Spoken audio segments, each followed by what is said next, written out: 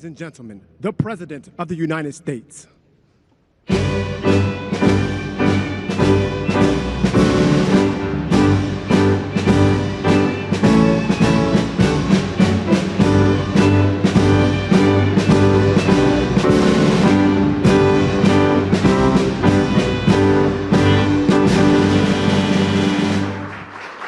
Well, thank you very much.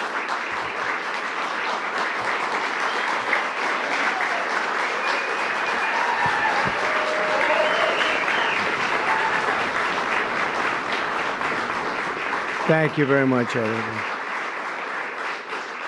And I'd like to start by saying that our country is doing very well.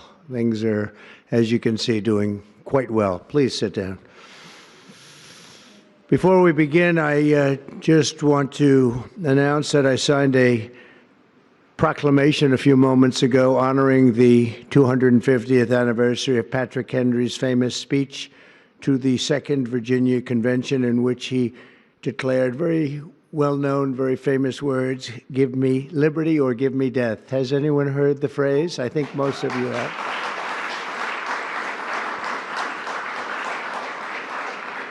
And moments ago, I also signed an executive order to dramatically increase production of critical minerals and rare earths. It's a big thing in this country, and as you know, we're also signing agreements in various locations to unlock rare earths and minerals and lots of other things all over the world, but in particular Ukraine. We're doing very well with regard to Ukraine and Russia, and one of the things we are doing is signing a deal very shortly with respect to rare earths with Ukraine, which they have tremendous value in rare earth, and we appreciate that. And we spoke yesterday with, as you know, President Putin and President Zelensky, and we would love to see that come to an end, and I think we're doing pretty well in that regard. So hopefully we can save thousands of people a week from dying. That's what it's all about. They're dying so unnecessarily, and I believe we'll get it done. We'll see what happens, but I believe we'll get it done. Today we take a very historic action that was 45 years in the making. In a few moments, I will sign an executive order to begin eliminating the Federal Department of Education once and for all.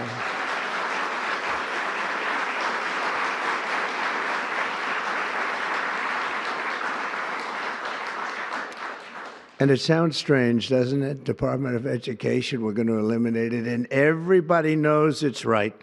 And the Democrats know it's right, and I hope they're going to be voting for it, because ultimately it may come before them, but everybody knows it's right, and we have to get our children educated. We're not doing well with the world of education in this country, and we haven't for a long time.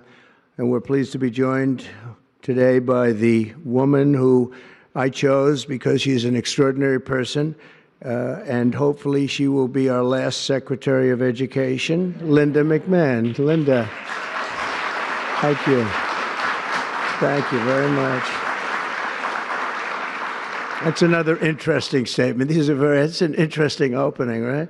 But it's true, and people, it's been amazing how popular this has been. I tell people that this is what I'm doing today, and they say, oh, it's about time. Everybody says it. Republicans and Democrats have said it. They're all saying it. Also with us are some terrific people. Governors Greg Abbott. Greg, thank you very much. Governor Ron DeSantis, thank you very much, Ron. Mike Braun, congratulations on your victory, Mike. That was a big one. Mike DeWine, thank you very much, Mike. Jeff Landry. Jeff, thank you very much, Jeff. Bill Lee, thank you. Governors, all governors. Brad Little. Brad, thank you very much. Where are you, Brad? Hi, Brad. Jim Pilan, thank you very much, Jim. And Kim Reynolds. These are all people very interested in education. And I even see Dan Patrick over there, my friend Dan Patrick. We're joined also by Representatives Tim Walberg and Virginia Fox, Rick Allen, Michael Rulli, and again, Dan Patrick. Thank you very much, Dan. You've been a great friend of ours. And State Attorneys General Ken Paxton. Ken, I see you there. Andrew Bailey. Andrew, what a job you've done, Andrew. You have some good cases going. You've done a great job. Thank you very much. And co-founder of Moms for Liberty, Tiffany Justice. She's been a hard worker. Thank you. Thank you, Tiffany. When President Carter created the Federal Education Department in 1979, it was opposed by members of his own cabinet, as well as the American Federation of Teachers, the New York Times editorial board, and the famed Democrat Senator Daniel Patrick Moynihan. History has proven them right, absolutely right. After 45 years, the United States spends more money on education by far than any other country, and spends likewise by far more money per pupil than any country, and it's not even close. But yet we rank near the bottom of the list in terms of success. It's an amazing stat. Those are two stats you don't want. The most money spent per pupil, and you're at the bottom of the list. And that's where we are, like it or not. And we've been there for a long time. 70% of 8th graders are not proficient in either reading or in math. 70%.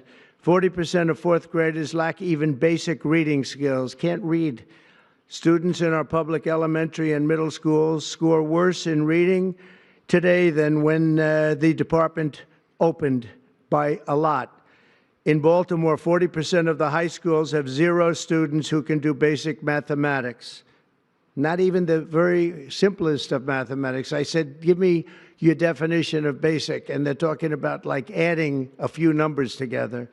Despite these breathtaking failures, the department's discretionary budget has exploded by 600% in a very short period of time, and employs bureaucrats in buildings all over Washington, D.C. And as a former real estate person, I will tell you, I ride through the streets of Washington and it says Department of Education, Department of Education. I said, how do you fill those buildings? It's crazy what's happened over the years.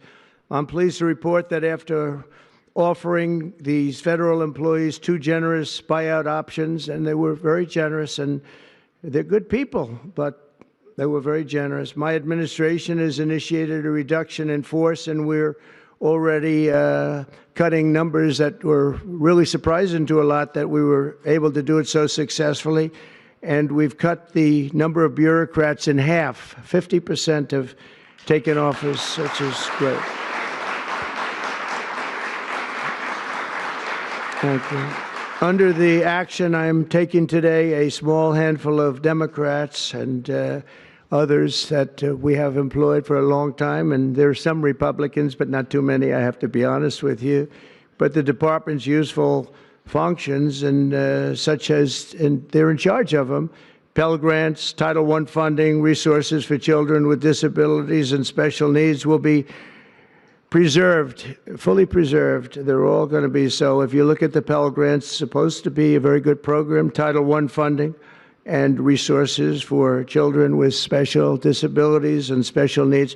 They're going to be preserved in full and redistributed to various other agencies and departments that will take very good care of them. And that's very important to Linda, I know, and it's very important to all of us.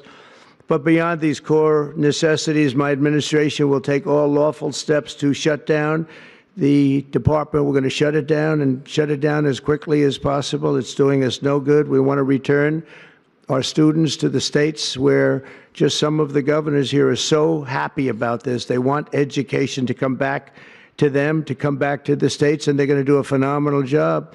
You know, if you look, Denmark, Norway, Sweden, I have to tell you, I give them a lot of credit. China's top 10. And so we can't now say that bigness is making it impossible to educate, because China is very big. But you have countries that do a very good job in education. And I really believe, like some of the governors here today, from states that run very, very well, including a big state like Texas, but states that run very well are going to have education that will be as good as Norway, Denmark, Sweden, and those top, Finland, those top countries that do so well with education. I think they'll do every bit as well. And what do you think about that, Governor? Do you agree? Huh? I think so. Ron, do you agree? I think so. Florida? Iowa? That's right. I really believe that. They'll be as good as any of them. And then you'll have some laggards, and we'll work with them. And we can all tell you who the laggards will be right now, probably, but let's not get into that. But we'll work with them, and we're going to make them, they'll do a job. I think they'll do a job, and they'll go to sections of the state. For instance, New York, you'll have a Manhattan, and you'll have a Suffolk County, and you'll have Nassau County, and you'll have Westchester County. You'll do 4 or 5 or 6 of them. You have upstate New York, and those counties, I think, are going to do very well. And I think ultimately Manhattan should do very well. But we'll break it down into sections, and I think it'll be really, really good. And they're going to be probably the tougher ones, but I think they have a chance to do really well. But we're going to be returning education very simply back to the states where it belongs, and this is a very popular thing to do, but much more importantly, it's a common sense thing to do, and it's going to work. Absolutely, it's going to work, and I can tell you from dealing with the governors and others in the state, they want it so badly. They want to take their children back and really teach their children individually. Probably the cost will be half, and the education will be maybe many, many times better. So we look forward to this. I want to just make one little personal statement. Teachers, to me, are among the most important people in this country, and we're going to take care of our teachers. And I don't care if they're in the union or not in the union. That doesn't matter. But we're going to take care of our teachers, and I believe the states will take actually better care of them than they are taken care of right now. They'll work all sorts of systems and even merit systems. Those great teachers are going to be maybe a little bit better rewarded, or maybe that's the way it should be, but the states are going to make that decision. But we're going to love and cherish our teachers along with our children, and they're going to work with the parents, and they're going to work with everybody else, and it's going to be an amazing thing to watch, and it's really going to be something special. And Linda, you're presiding over something that's so important, and you're going to do a fantastic job, just like you have your whole life. I know your whole life I've been watching you. I've been watching you for a long time. She's had nothing but success. So it's tremendous to have you, and hopefully you won't be there too long, but we're going to find something else for you, Linda, okay?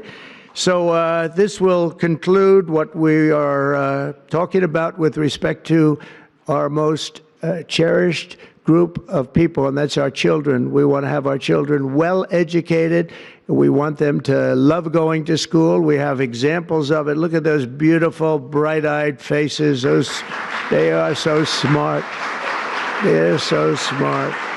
And with that, I'm going to come down, and we're going to sign a very important document, and we're going to be on our way. People have wanted to do this for many, many years, for many, many decades.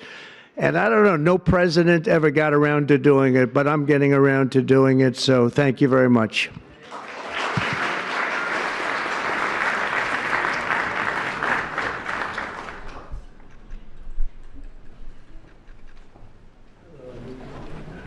Good-looking people here.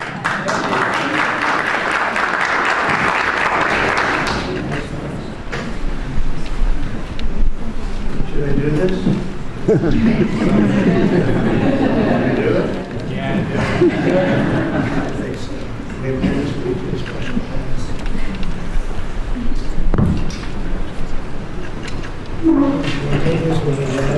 It was very lucky. I signed another document that turned out to be very good for the country, and I said, let's use that same pen. I don't know, is anybody superstitious? Ron, are you superstitious? Let's use that same pen.